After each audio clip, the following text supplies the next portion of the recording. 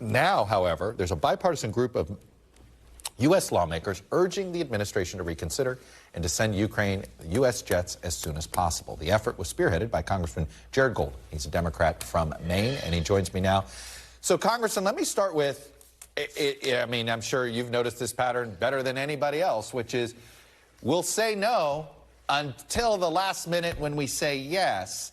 So I assume we're going to send these fighter jets at some point, and I assume your fear is we're going to send them too late. That's exactly right, Chuck. That has been a pattern that I've recognized in many of my colleagues who are on the Armed Services Committee, many of us veterans ourselves, mostly of the post 9/11 era, and we saw this early on where we were pushing for new air defense capabilities to be. And it took too long. Same as well with the HIMARS, long-range precision fires. Always a little bit behind. I think you're right. We will get to yes, but we should have probably started this process already. Some people have raised concerns about training. Well, last September, many of us called on the administration to start training in F-16 or fourth-generation aircraft. And of course, that hasn't even begun. So the time to start this process is right now. You know, and that gets to something that I've been hearing more and more, and it hasn't mattered whether person, their political persuasion. This is left and right if you've been focused on this issue, which is all of the training on American weapon systems. A lot of people were calling for this before the start of the war, and it didn't happen. Why do you think there was so much hesitance there? I'm not going to speak to why, Chuck, other than to reiterate one point that I want to make, which is that once America identifies a national interest and decides to act, we should act decisively to achieve the best outcome that we can. And in this case, acting decisively means the timely delivery of battlefield capabilities, either in the form of supplies that are necessary to sustain the fight. Yes, the basics like bullets, water, these things that we all know troops on the ground need, in training the fighters. But then lastly, we got to deliver in a very timely manner new advanced technologies that can help them advance the fight on the battlefield. And of course, today we're talking about the F-16. It does seem, let me ask you this, the mindset in the administration, and I feel like I hear it even at the Pentagon, and it doesn't, I don't want to say which is, they want to give Ukraine enough to defend themselves, but they stop short of saying we're going to give them enough to win this war. Why do you think that is? I think it's fear of crossing some kind of red line that may not even exist. It has not been articulated, certainly, by the other side, Chuck. Let's just look at what's gone on in the last year. The battlefield is littered with Russian armored vehicles, tanks, troop carriers. How many casualties have they suffered? Many at the hands of American and Western supplied weaponry, from Stingers and Javelins to HIMARS and other things. If there was going to be some kind of red line to be crossed, one would have thought we had already gotten there. Now, a key point about F-16s, these are fourth-generation fighters that have been around for decades.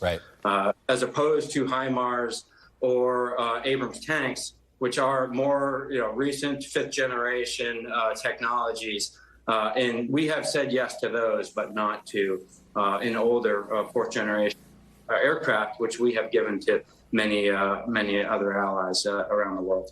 I'm curious, you have a constituency that's more rural, and in general, rural populations in this country have been less supportive of the war, of sort of these supporting the war in Ukraine these days. The focus, hey, how about focusing here at home? What's your case to your constituents? What do you tell your constituents? And let me ask you this: what would you tell President Biden about the patience of the American public on this war?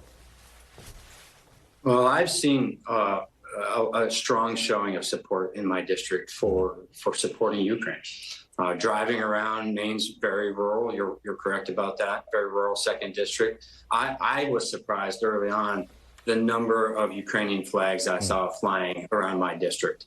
I think it has something to do with being a rural community. So I don't know if you have data that supports. Well, the polling data is saying one thing. That's why I was curious if you're running into this similar, where I was talking with Congressman Johnson earlier, and he, in South Dakota, he's running into that. There's a little bit of the old isolationist view that certainly goes hot and cold in this country, sometimes no matter the politics.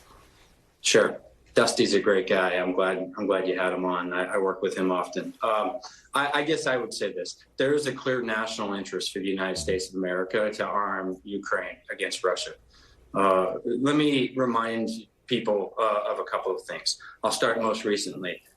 We know of ongoing Russian cyber operations against America. Most recently, we've talked about their efforts to hack into our critical infrastructure, from gas pipelines to water and power plants. In 2018, 2019, General Nicholson, when I was on the Armed Services Committee, the head, leader of the American military in Afghanistan, made clear that we knew that the Russians were involved in arming the Taliban at a time when we had American advisors on the ground with the Afghan military, putting our troops into harm's way. And then going back to the Mueller report in 2016, this is a direct quote out of the Mueller report. The Russian government interfered in the 2016 presidential election in sweeping and systematic fashion, from social media disinformation campaigns that were meant to divide Americans against one another to cyber hacking operations directly targeted at U.S. presidential candidates. Now, before you or before viewers go and think that I'm making this political, they found no coordination, no evidence of any kind of conspiracy between any candidacies for the presidency and the Russian government. It doesn't change the fact that they came after our democracy in a very serious way, and there's been little to no repercussions. So make no mistake about it, Russia is not our friend, they are our enemy. In Ukraine, we have an ally who is in direct combat with them right now. Do you think President Biden has been clear enough with the American people about this? I defer, to them to give us some feedback on that. I think he's made the case several times. Most recently, in the last couple of months, with the State of the Union address, of course, with the invitation to President Zelensky to come before the United States Congress, and the President has made a big push in the last couple of weeks as well. Congressman Jared Golden, Democrat from Maine's 2nd District up there. Thanks for coming on, sharing your perspective with us. Good to see you. Hey, thank you. Take care. Thanks for watching our YouTube channel. Follow today's top stories and breaking news by downloading the NBC News app.